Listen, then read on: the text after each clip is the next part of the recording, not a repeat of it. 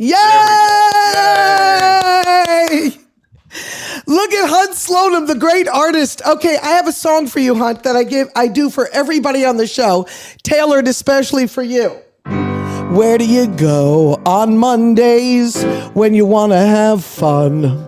Where can you go on Mondays when your day is done? Well, Fireside Chat is where it's at. Our guests are all the best. His paintings are a smash ever since he's shown them. You'd be happy to own them. Here's Hunt Slonem. Help me in welcoming Hunt Slonem. Everybody's clapping down there. You can hear them. Hunt Slonem, let me give you the welcome that you so richly deserve. I have been a fan of yours, as you know, for a very long time. People call you a neo-expressionist. People call you a pop artist. People call you someone who does exotica. What do you call yourself? Hunt Slonem. Yay! You don't like to define what you do, right? Artists don't really, right? I don't like to. I like the word exotica because it kind of sums up everything. Means the unfamiliar, basically. Yes.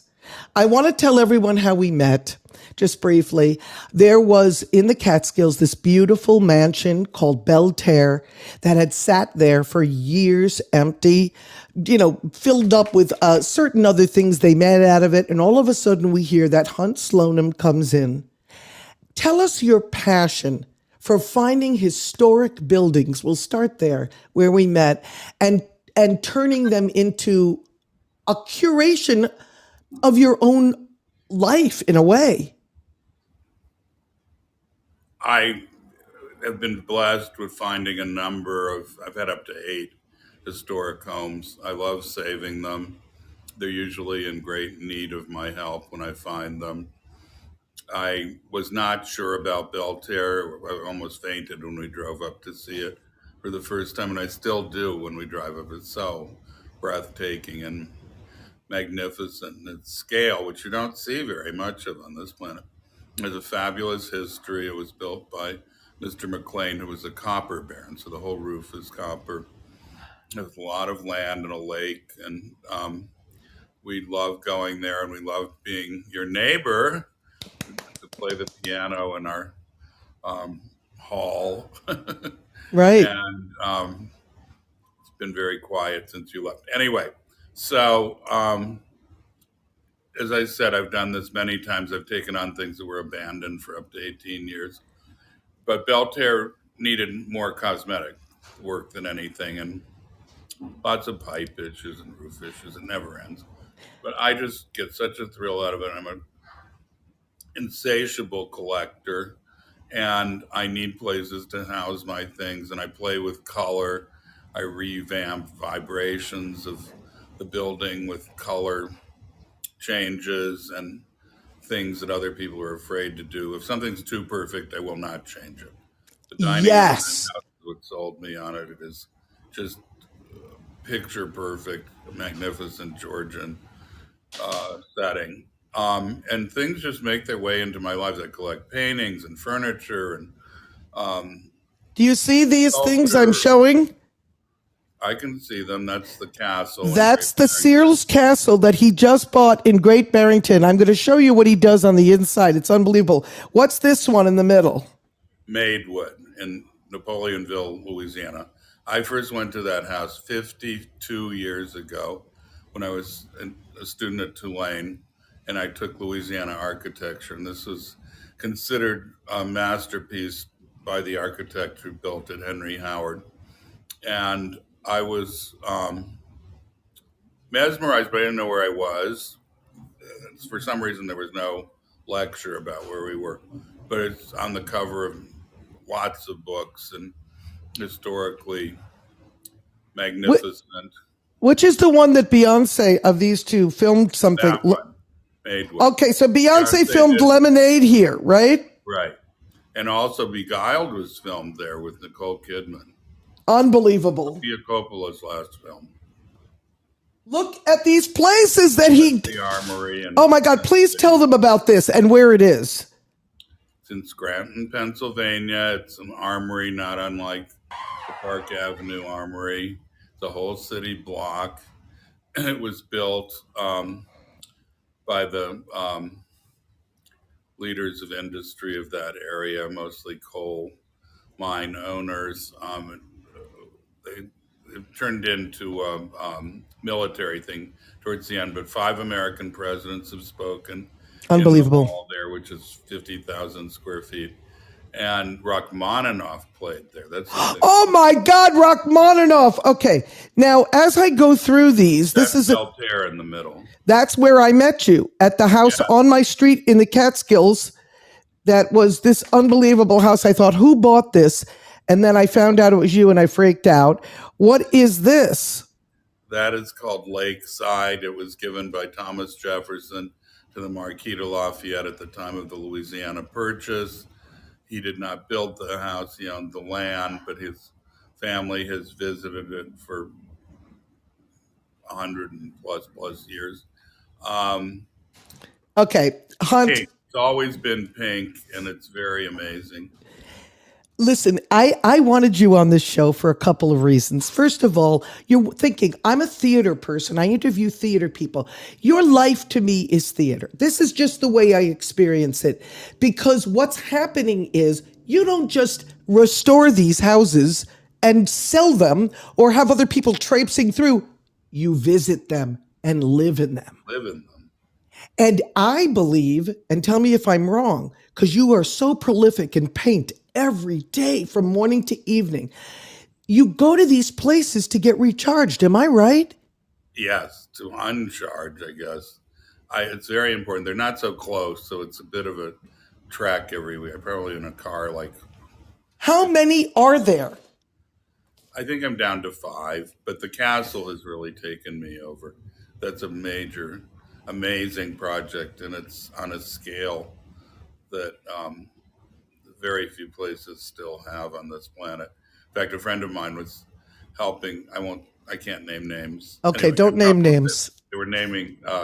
She was helping with a major Newport house, not one of the biggest, but she came to me and said that this place is more amazing than the one I'm working with because every room in this house is a masterpiece. It was by Stanford White. It was built for Mrs. Hopkins and her husband, who were originally from that area but had moved to California, and he made a fortune in helping the gold miners or supplying something, and then the railroads.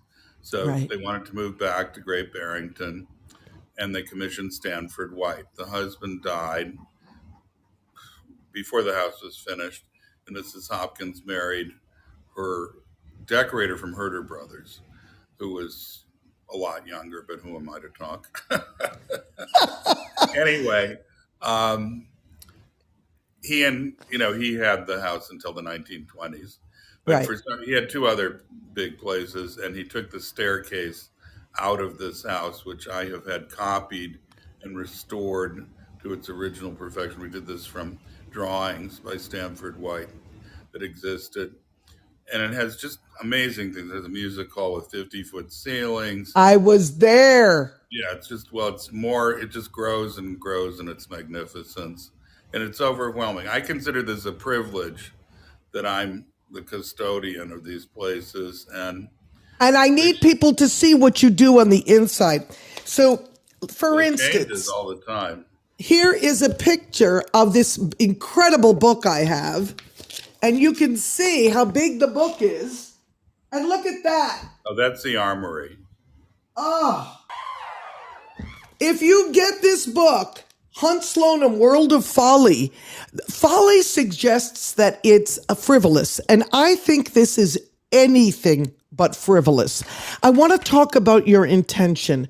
When I'm in your artwork and your homes that you've put not only your own artwork in, but you've mixed them in with antiques and collectibles that are just amazing.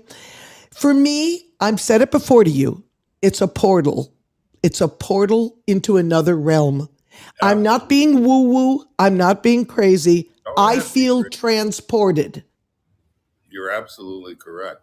But I want to say that the book is called Gatekeeper, A World of Folly. And I don't think that folly means frivolous, particularly. When you look at follies of great houses, they're often the most interesting thing on the property. I'm sorry to give that interpretation. That's not what I meant. This is my interpretation. Anyway, but I'm a gatekeeper, that's what the whole point of this is. You're a gatekeeper. And if here's the thing with Hunt Slonem, if you look at his website and you understand, there's a thing about repetition that you have said before that I love, which is that repetition is divine. It's like divinity. It is divinity. Right. So those birds behind you, those parrots that you have right behind you, and the butterflies on the other side of you that are behind you, you paint, I would say, repetition from morning to evening. Is that true? Not completely, but I'm repeating themes all the time. I have to tell you that the dove painting is channeled. It's called Abraham's Peace Plan, which is an ongoing theme of my work. And my channeler, metaphysician, healer, who's Swedish, Lena, channeled that I should paint doves. Anyway, Abraham Lincoln speaks to us occasionally as well. I could go on for days and days about that. I was most excited about him because I heard that his wife had seances at the White House, which she did. But there's a book called The Psychic Life of Abraham Lincoln that somebody told me about in Baton Rouge. And he went to mystics every day of his life. He belonged to no organized religion. And so I call this painting Abraham's Peace Plan. That's one of the Lincoln paintings in red. So, yes, and you have a Lincoln bathroom.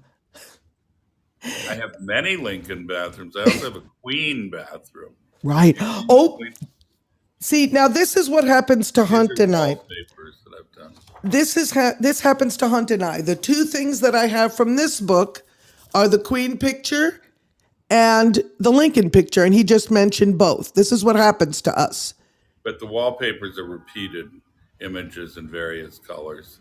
And this is a beautiful book too. That's my second latest book. That's called The Bigger Picture. Right. Okay.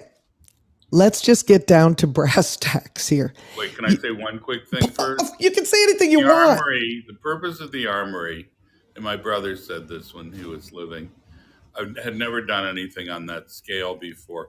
And I had rolled up paintings for 30 years because I didn't have the space to keep them stretched, and I needed the materials the stretchers.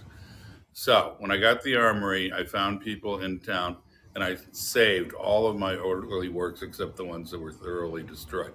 So it was a really great awakening into where I was coming from and what I'd been doing, and a rare opportunity to have that volume of space. It's 150,000 square feet.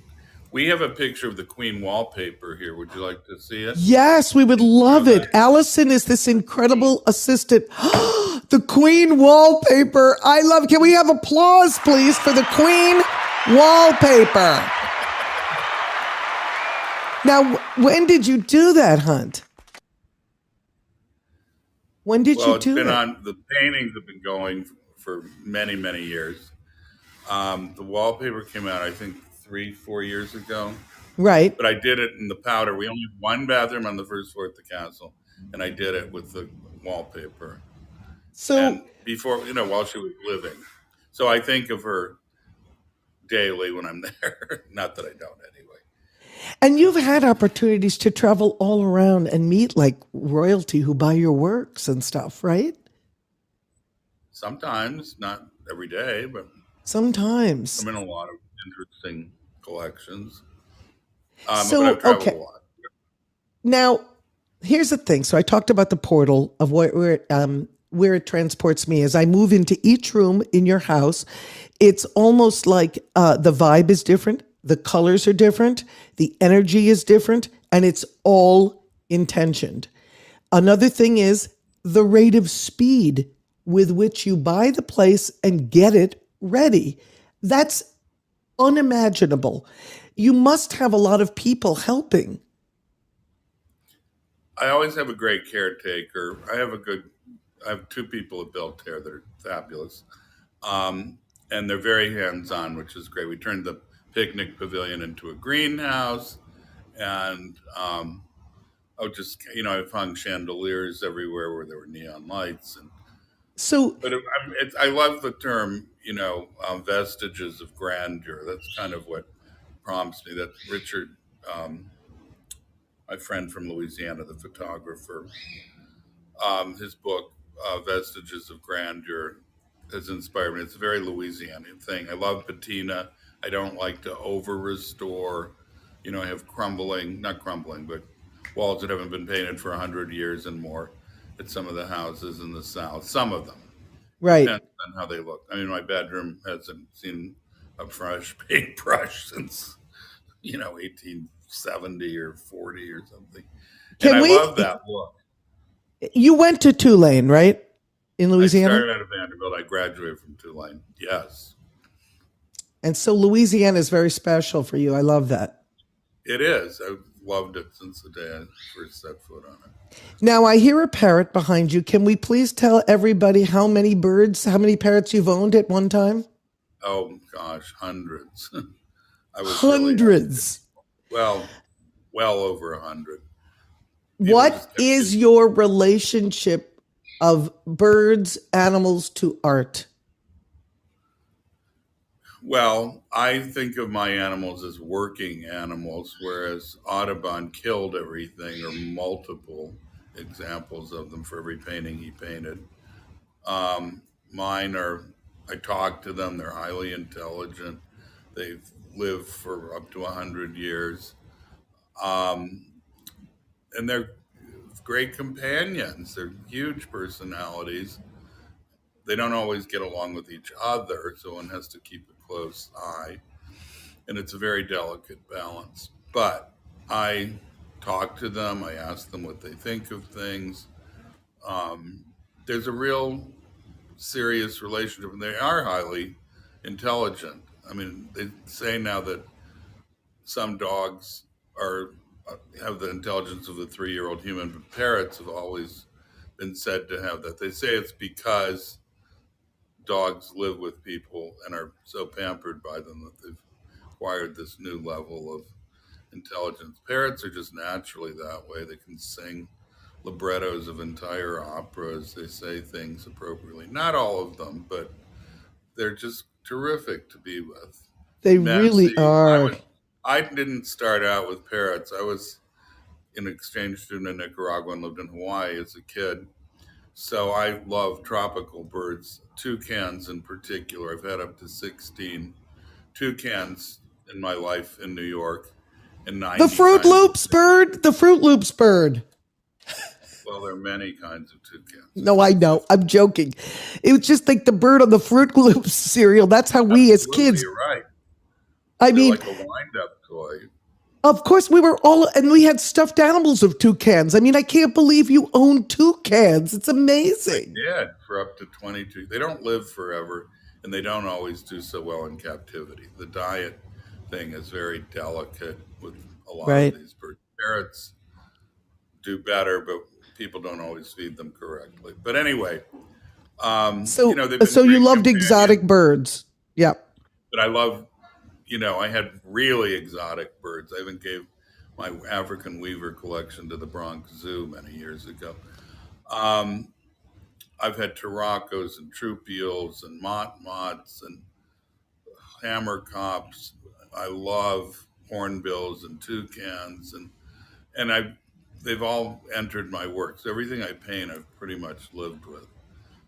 That is a good statement, and I hear you on that, because when I hear birds, when I first came to your house, you had the birds everywhere. They were in the kitchen. Some of them were out.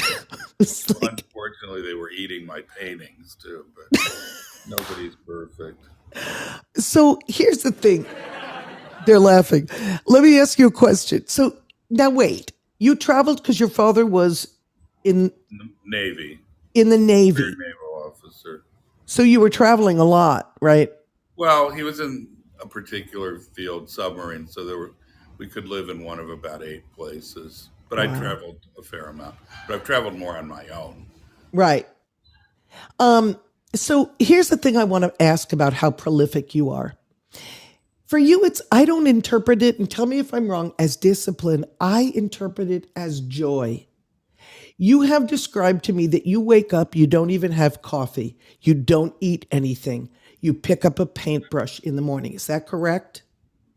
Well, after I get to my studio, I do not live in my studio. No, I know that. I have at other times. And for 24 years, I lived on Houston and Bowery and only lived and worked there. And then I continued to live there for another 20 years. But after I did the Bryant Park Grill painting, which was 86 feet long, I got a bigger studio because the works were like 86 feet long.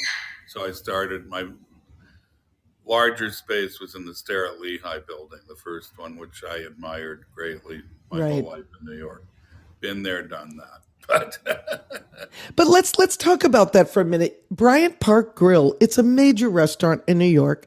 You have also done Bergdorf Goodman installations, right?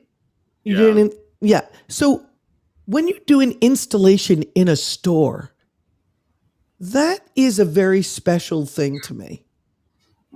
When art meets design in that way. Do you know what I mean? Yes, I do. I happen to like doing other things from my work. Some artists are very against it. It was kind of taboo when I was beginning. I think since the 60s, nobody wanted anybody to do anything other than a museum gift shop, perhaps. But in the past, artists did Aubusson tapestries. They did tiles. I visited, ceramics. So I love doing all those things. And I love fabrics, and I love the wallpapers I do. I have I don't mean frames. to brag, but I mean, I like to use them as part of my work. Let's say Bierstadt, when the watercolor painter, give me a second. I love Anyway, those. he was a wallpaper maker most of his life, and he was a great painter. And anyway, when he had a show at the Whitney, they showed his work on his wallpaper, and I thought that was great, rather than diminishing him for having done it. I feel like today, why not do it in your lifetime? Because they're going to do it to you after you die, perhaps. I mean, what haven't we seen every great artist in the world on at this point? Why is accessibility frowned on? It's insane. Don't ask me that question. Let's not even I go. have to say, when I first came to New York, I was walking down 6th Avenue, probably at 4 in the morning, probably having had a few glasses of something. And there was a socks with Edward Hopper's Nighthawks on it. And I just thought that was so great. And then movies started imitating sets from paintings. And my paintings have been in a lot of movies. Somebody just saw, what's it called? The one with, what's the movie? I was in Faded Gigolo, Namesake, City, And one with Marky Mark. What was it called? Anyway, there's a scene with Mark Wallenberg in front of my rabbit painting. It goes on for quite a while. And I think it's the most exciting thing in the world.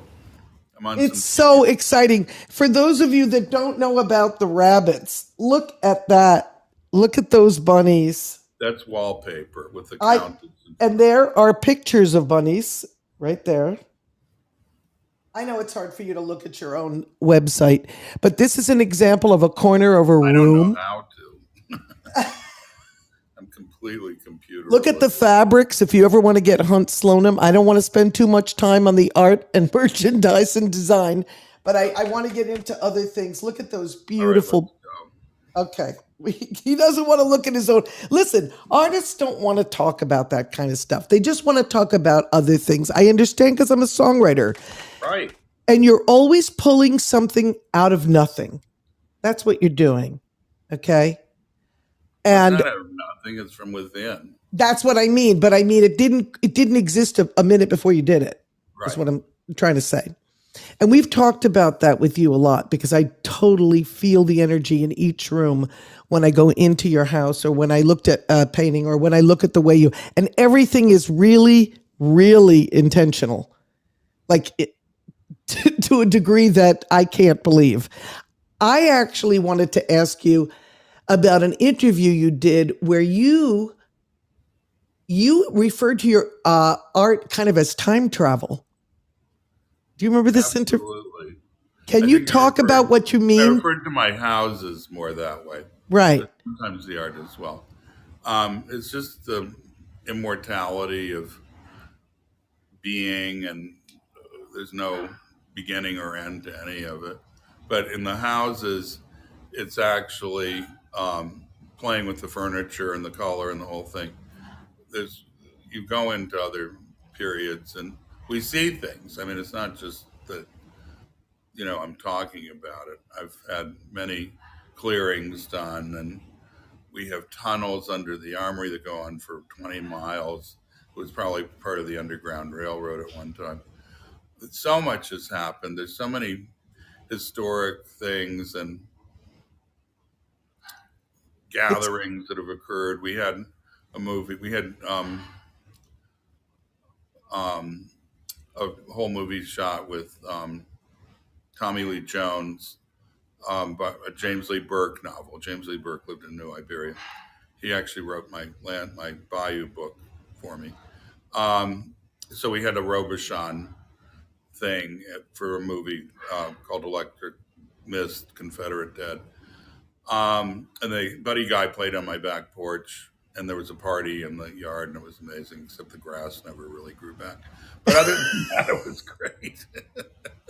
This is what I love with you. It's we both moved to New York at the same time. We understand New York in a way, in a different way, but you do go to all these different places and soak in the energy of the place.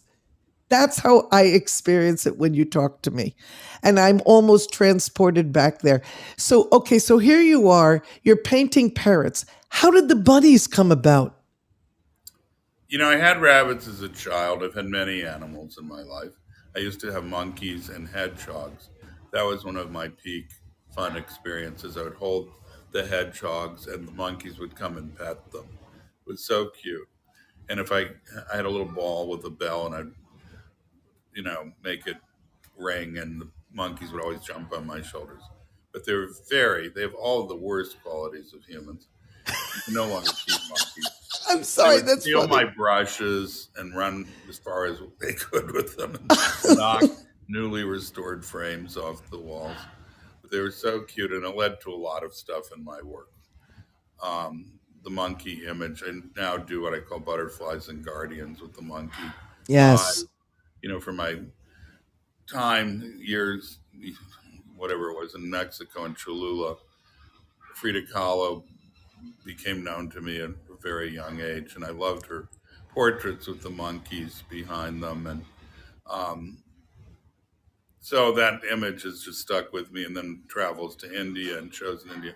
I was just with a gentleman we're doing a project together with my work, and going, over my trips to India and monsoons. I did a whole series called the Monsoon series that have been a huge part of my work. My travels to the Philippines were amazing. I had shows there 25 years ago and visited such interesting people. I don't think they're still there or living, but there was a great guy as a bird enthusiast. This man named Tony Del Dios had 10,000 acres and every kind of rare bird you've ever seen. He was breeding them like crazy. The Sphinx macaw, which is a blue macaw, Yes. but it's not the hyacinth, the big one. It's a different one. It's supposed to be practically extinct. And he had hundreds of them breeding and huge hornbills. Anyway, it was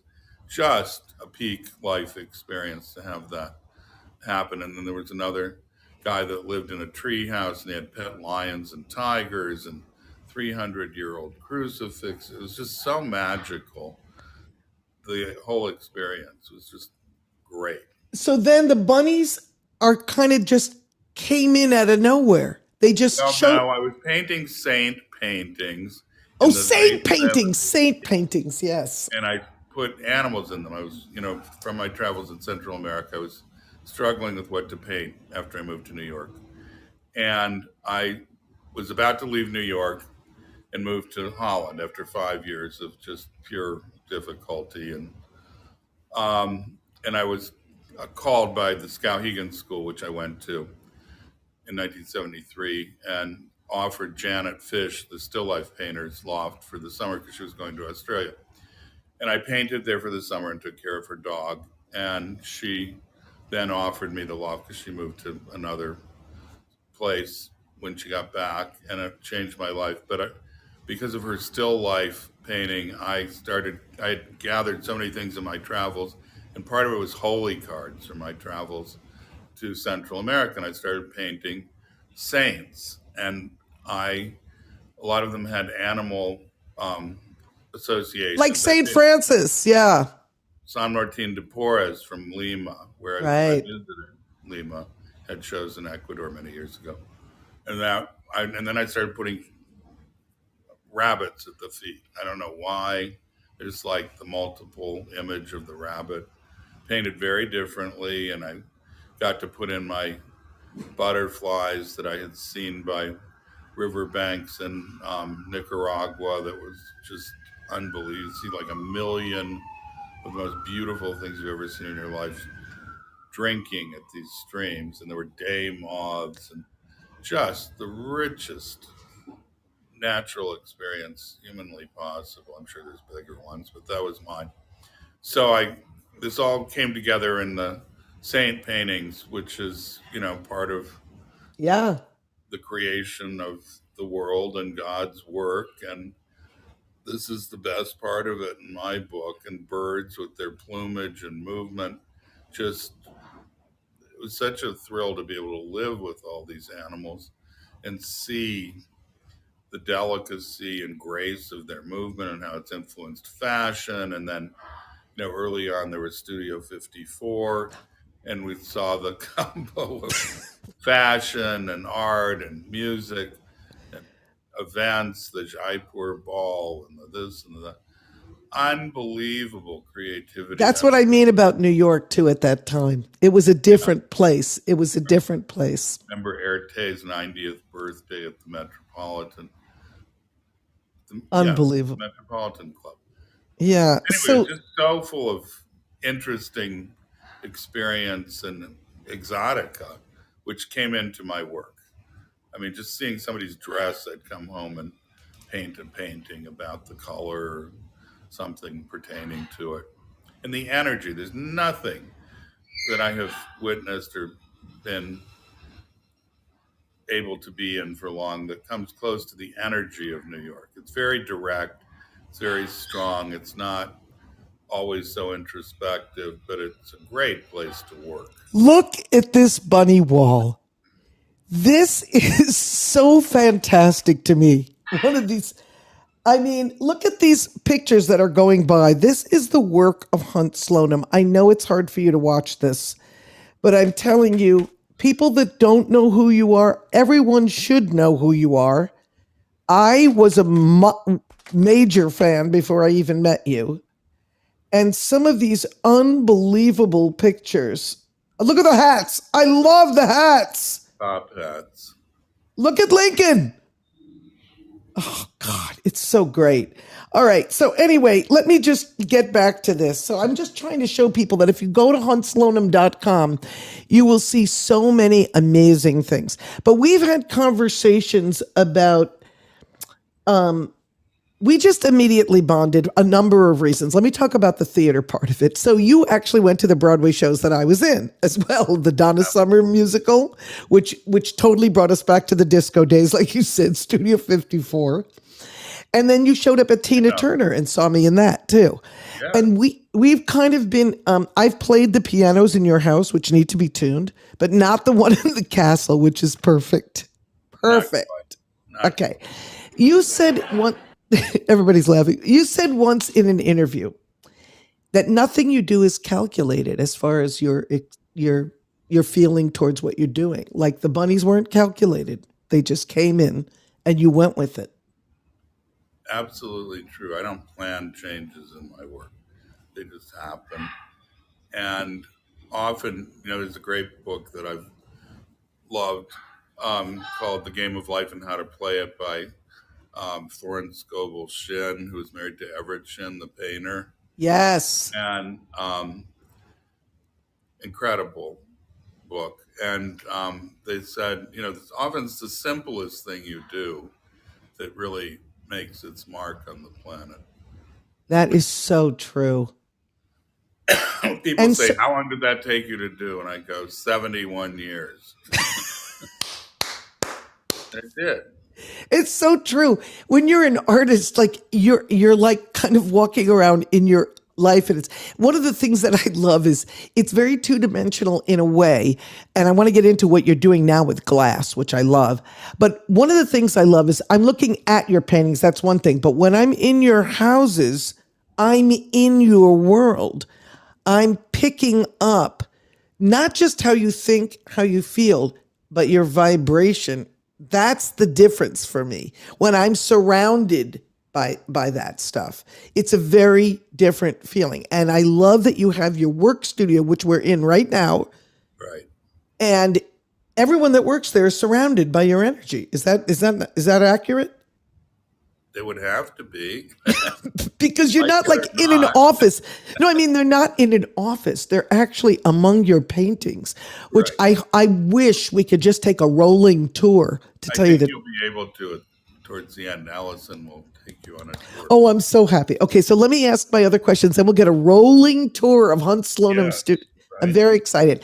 So all these books that are written about what you've done, how does that come to be? Do they come to you and say, "Hey, we want to feature this and that," and how does this happen? Every one of them is a different story. I've probably worked with 10 or 12 publishers now. Wow. I've always wanted to have a book with Abrams, and that was my first book. Magic. Just everything that happens to me just happens. It's the will of the divine. I can't say that I just go after something and it's instantly mine. It's just some synchronicity unfolds where I happen to meet. Once in a while it doesn't work. I'm not saying every time it's a sheer end, but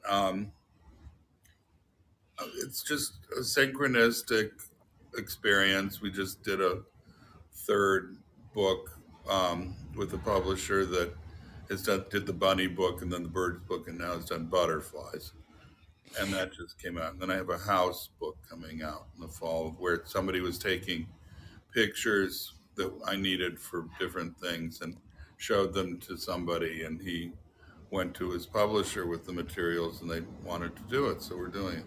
So can we see the bottom half of your shirt? You were painting today, right? Paint every day. No, but look down at his shirt. He's like totally has paint all over it. I just love it that you showed up in your artist's attire. Thank you so much. Because even that is like your energy. They're clapping. See, we don't see an artist in what they paint in. People get dressed up for interviews. I really want to. Just getting lazier and lazier. I just really want to thank. I have to pay tribute to. I have a guy that made me just the best clothes ever. They didn't fit the best, but he came up with brilliant fabrics. I met him through my friend Joanne Casulo, and his name was Timothy Christopher, and I hadn't seen him for 6 or 8 months, and he died 2 days ago. And I just heard that last night. I'm so sorry. Well, I'm sorry for him. Anyway, it was a huge, great thing in my life to have. He used to make me 2 jackets a week, and I had all these great, colorful things to wear. So I'm kind of mourning that experience. And it used to be, was very frustrating and difficult, and now I just feel gratitude and compassion. So I just wanted to share that. Thank you. My jackets, right? Yes, I love your jackets. Are you crazy? He was the jackets, colors and fabrics. the fabrics of the color, even the one you're wearing in the artwork behind you right now that I have on the screen, with the bunnies, the one that I used for your promo picture. Look at that purple jacket. It's gorgeous. Why, you guys have a picture of jackets? No, Or I think I know what you mean, though. Yeah, he did that. He did that and the shirt. Anyway, it was a big part of my life, and I just have to express my gratitude that I had that opportunity to come. thank you for letting us in about that. I do want to say that, this concept, I'm sorry I can't get off it because I just love it so much about repetition being divine. Like, let's say if you count the rosary beads, or I'm a Buddhist and I chant something over and over again. Well, go ahead. Yeah, I think it puts you in, there's something that happens where you're no longer that person chanting those things or that person painting that thing. What happens for you? I'll explain what happens for me. Go ahead. Well, it's not just for me. It's the point of it. And I listen to a lot of things about spiritual subjects. It enables you to still the mind so that you can really pray to God. It's Wow. about stilling the mind. But that isn't what happened for me. I was in India taking the Blue Pearl course, it was called, in Ganeshpuri. And we would take walks and do mantras and look, and you see the blades of grass make a lawn, and the tree is made out of millions of leaves. And I didn't have the experience there, but I've had it here. Snowflakes are all unique. There's not two that have ever come into being that are the same. And they're very intricate and phenomenal. And so it looks like repetition, but it really isn't. But the point is the serenity and the still mind are what actually puts you in the divine space, hopefully. Yes. So And that's now what you've it's said, really about. yeah, we've talked about this a lot. And that's why I feel like your paintings are portals for me, because it's like I'm jumping into them. I'm jumping into energy. It's not like I'm standing looking at them. That's what I mean. Well, people who are of the developed capacity of spirituality that you are see it in my work. A lot of people just think it's simple and stupid, but there's a lot of joy in it. And I've had a Yes. lot of people tell me that they're healed by it. I've had people tell me white light has come out of them for them. Depends on who you are and what you can see. Yes, because I remember taking my mother into your house. You weren't there, and you let the person who takes care of your house let us into your house upstate. And I remember my mother, who's in the audience, believe it or not, came in and said, "Don't talk to me, Deborah, as I go through every room. Don't talk to me because I have to take this in a way that there's no distractions. I've got to sit in every room and I got to take the vibe in." She got it. My mother got it. It was so great. Okay, so I wanted to find out. I know this is hard for an artist to talk about, but who are your major influences as you were growing up? Well, my mother's father painted, and he would send us paintings often. So I grew up with the smell of wet oil paint in the house. And when I was very young, we moved from somewhere to somewhere. We were going to the West Coast, and I got pneumonia. And I was my they lived in Minnesota, and I was put in the room he painted in to recover. Why, I don't know, because it was the worst thing you could do for fresh air. But there was a painting by a man named Knut Heldner above where I was sleeping or trying to. And I now own that painting. I could have died at the age of 3 or whatever it was. I was that sick. And I have it in my bedroom at the castle now. But anyway, my grandfather collected the work of people that he met or knew. And anyway, Heldner moved to Louisiana and had a wife named Colette Pope Heldner, who was a painter as well. And I have bought a few of the paintings at auction down there.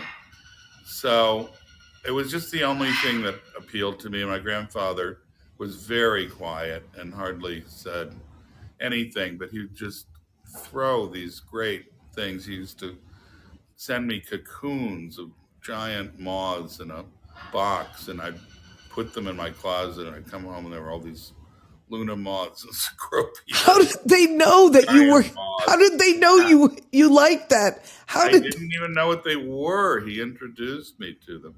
And my grandmother had this mystical attic that was filled with treasures of just oddities. And I used to spend hours as a kid. We weren't there very often. We moved. So I really grew up around no one that I was related to and didn't Right. have much family at all, just visits once in a while. Anyway, so he was a huge influence on me and would send my parents painted a little bit when they were younger and they gave me their paints. But it's all I ever wanted to do. It was probably the dumbest thing, but I had to draw a picture of what I wanted to do in life, and I drew a picture of myself painting when I was in second grade or something. And So they took you seriously when you said, "I'm going to be a painter"? now, do paint and be something else was the message. Of course, yeah. Many tears shed and hysterical tantrums when I announced it. I majored in painting and art history. Right. And because I went to the Skowhegan School, I came to New York and I met wonderful people there, and that helped. And your cousin is Tama Janowitz. Didn't you do the cover of one of her books? And it Slaves recently. in New York. No, I didn't do Slaves in New York. I did American Dad. Yes. And didn't you get some astronomical amount of money for it recently? Do you want to say that, or do you not I like to? didn't get it. I didn't own that painting, but the person who owned it was one of the biggest prices that have ever been paid for my work. So that was exciting. But it was funny because I had a painting that I'd done of Dr. Hernandez, who's a Venezuelan popular saint, who's about to be, I think he's been made a real saint recently, but he wears a hat, a coat, and a tie, and and I know people from Venezuela that actually knew him, but Wow. he's known as a good doctor, and he was killed by one of the only cars in his area, and he appeared and healed the person he was going to heal anyway. So there were quite a few miracles associated with him. But I love the fact that he's in, identifiably contemporary clothing, and that he's still a saint, because we have all this ancient concept of what people looked like that were really saints. How do you keep this incredible creative stuff going and still run a business? You have a giant business. I was not raised with any sense of business or anything. I didn't even know what money or These parrots are involved in this conversation. These parrots are here. Go ahead. Anyway, you just do what you do and learn by getting burned a lot and wonderful things as well. I've always had many very lovely, extremely supportive people in my life, and that has been a great blessing. And it's enabled me in the last few years to fulfill another passion, which is the collecting of great houses in distress and turning them into what I consider living art spaces. I call them, let me tell you what I call them, spiritual palaces. You know what my new book's called? What? Spirited Houses. Oh my God! I hope I'm able to tell you that. I can't believe it. I said to Kim, these are spiritual palaces. That's what they are. That is so incredible that you're calling that book. But I need to breathe. I need a lot of space, Yes. I am not somebody that really becomes larger in small spaces. I really need, and I fill them up so quickly that the more space there is, the better off I am. Do you think that in these last 5 minutes, 10 minutes, could you take us on a tour? Allison will take it. Okay, then let me just ask my final questions, and then Allison will show us the parrots. Allison will show us the beautiful artwork. Hunt Slonem, can we please have applause for Hunt Slonem, who came on a work day? Come on, everybody's applauding you. This is crazy that you did this on a work day for us. Thank you, everybody. Thank you. I mean, this is crazy. So please, the last thing I want to know, and people ask artists this all the time, but let's say someone's starting out. It's a different age. I know you're much older. What do you say to someone who, like you? What? How do you know I'm much older? No, because you just said 71. I'm kidding. I love you, Hunt. My thing is, okay, so here's somebody who goes to their parents and says, I'm going to be an artist. How do you tell them to navigate the world now, no matter what people say to you? Well, nobody told me anything. I don't know. I mean, don't you think parents would be okay with it today? I think there's just a lot of fear-based stuff coming from the generation that I came from. When do you think your parents really acknowledged, yes, he's a successful artist and we're proud of him? I don't even want to go there because I could tell you negative stories. And don't go there. I wanted the final. They didn't know how to handle it, I think, and I didn't know how to handle. My father did amazing things in his life, and I have, I'm without all of them and my brother, and yes, it's a huge loss. But we don't really know how to go through it in a great. I think you and your mother do perfectly well. But, and I'm who I am because I went through what I went through and always moving and never having much that I could count on in terms of support. So it makes you strong in other ways. So I'm grateful for the whole thing, and I sure wouldn't want to be a parent. Yes! Hunt Slonem, we love you so much. We're going to say goodbye so we can take a tour of your studio. You don't know what a joy it's been to have you here and talk to you.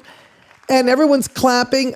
Now we're going to take, for our last 5 minutes, we are going to take a tour of Hunt Slonem's studio. Thank you, Hunt Slonem. Thank you. Thank you, Deborah Basha.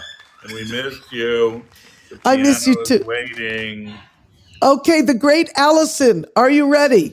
I'm ready. All right, let me unplug you. And then turn us around. Yep, I'm going to turn you around. Okay. Okay. Oh, look, everybody. Give applause. Yay. Okay. Wow. All right, I got to lift you guys up for a second. Okay, let's look at the parrots. We want to see, these parrots have been part of our interview. Yeah. Whoa. So over there is Rhoda. Her and I have a great connection. She stays out of the cage. It's gorgeous. Yeah, she'll let you like pet her, rub her beak, and she likes her top of her head rub. See how she's looking at me? She's like, all right, are you going to come over here? All right, keep going. We want to go. All right, so there's our little parrot section. Look at this wall. This wall is gorgeous. I love the contrast of the color against all of the antique frames. Wow. So if someone visits Hunt's studio, this is where they go, right? Yes. Well, this is one of 3 floors. One of 3 floors. Wow. Technically, there is a basement. That's where we pack and put everything together. But this is the top floor where he has his love of orchids and flowers. It's quite essential. Keep going. We love this. We love this. Okay. Oh my God. Look how big this is. This is amazing. Oh, I love it. Keep going. Okay, anybody who has questions can ask Allison in the Q&A. Oh, look at this wall. Here's the bunny wall. So this is actually we got a few empty spots here, but the bunny wall is based off of all of, obviously, Hunt's 8x10 bunnies. Sometimes they're a little bit bigger or smaller, like we got some oval ones over here. But they are what he starts his day doing, his warm-up bunnies. His warm-up bunnies, but they've turned into the thing. He warms up and then he just turns it into... And they have such personalities. Like each one of them is so unique, and then the frames are even... Oh, the frames make it. Yeah, absolutely. Yeah.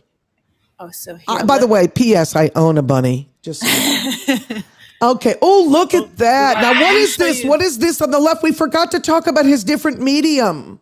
His different, Yes. So that one over there, that bunny, right? that one's made out of, I believe, wood resin and diamond dust. And then Wow. these are some of his older ones. That one's wood and acrylic. And these Oh again, there's my God. some older ones there. He's been doing glass too. I forgot to Yeah, ask. well, I don't think there's That's no okay. glass on this floor, but all right. So now we're gonna go. This is actually where he paints, which not a lot of people We're being let into the artist creative studio part. Wow. Yeah, so this is like currently, it's it's the end of the day, so Right. I love that color palette, don't you? These are a new Love Bandit it. series that he's doing. And then Wow. over here is the drying rack. So when the bunny is done, it gets taken and it puts on the drying rack. And then it eventually will get framed and then put on the wall. And then here's some more over here. We got some finches. Look at this, everybody. Do you realize we're being privy to Hunt Slonem's studio? Oh, I love the peacocks. These are like, I want to say, you don't see them very often, Look at that those peacocks. right? Wow. So if anybody wants to get in touch with anybody to buy Hunt's work, we go to huntslonem.com or Yep. You can go to huntslonem.com and then you can also follow him on Instagram. I'm the one you'll be talking to if you ever have, any questions or anything like that. And oh, wait, hold on. We got one more. We got the other side. Let me show you the other side real quick. oh my gosh, and there's 3 floors of this? Yeah. It's Those it's parrots. dark downstairs now, so maybe you could say,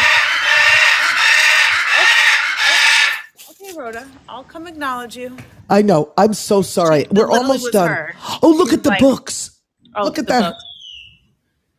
Yeah. So we have, this is the bigger picture, the which is turtles. the turtles. Wait, the turtles. Where are you seeing turtles? I'm seeing tortoise Oh, yeah, No, that's his. on the wall, the yellow Oh. ones. Yeah. Oh, yeah, and then that's also his fabric too. Oh, you can look, you see his fabric on a couch? Unbelievable. The fabric is quite divine, and then also there's The bunny pillow. The bunny pillow that I love so much. Yeah, Applause. I'm giving applause. so beautiful. It's silk and velvet. It's divine. So there you go, guys. That's All right. Allison. Oh, look. There's the sculpture. Allison, can you come just quickly in front of the camera so I can thank you? I got you. Stay right there. And everybody, this is who you'll be talking to. Allison, tell us your last name, your first name. My name is Allison Deka, and I work with Hunt Slonem, and I do all of his digital side. So if you guys want to come by or whatever it may be, just shoot us a message. And we'll be there. Anybody who's in New York City, thank you so much. You don't know how much this has meant to us. Please tell Hunt once again, thank you. Everybody, we will see you next week on Barsha.